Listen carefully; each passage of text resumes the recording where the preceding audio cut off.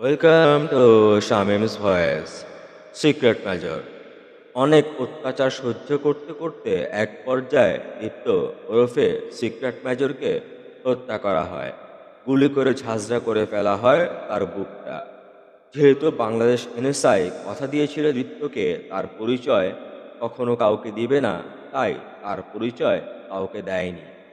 সাথে সাথে কোনো অ্যাকশন নিতে পারে নাই, কারণ এটা আন্ডার কভার। এভাবেই হয়তো শত হাজার দীপ্ত বা মেজরেরা হত্যার শিকার হয়। দীপ্তরা অপরাধ দেখে বড় হয়, সেটা সত্যি, কিন্তু নৃশংসভাবে তাদের হত্যা করা হবে সেটা সিক্রেট মেজরদের জানা ছিল না এবং থাকে না।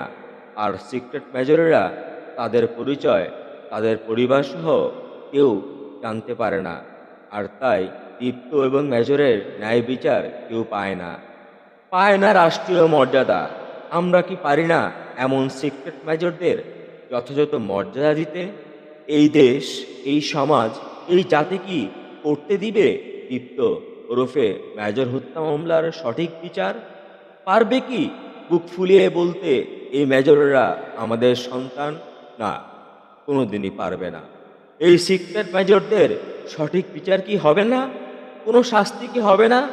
আমি মেজর বলছি, বলছিলাম দীপ্তের গল্প, বলছিলাম বাস্তব ঘটনা অবলম্বনে একজন দীপ্তের গল্প, একজন সিক্রেট মেজরের গল্প। যেই দীপ্তরা এবং যেই সিক্রেট মেজররা কখনো তাদের পরিচয় দিতে পারে না। আমি সিক্রেট মেজর বলছি। ধন্যবাদ সবাইকে।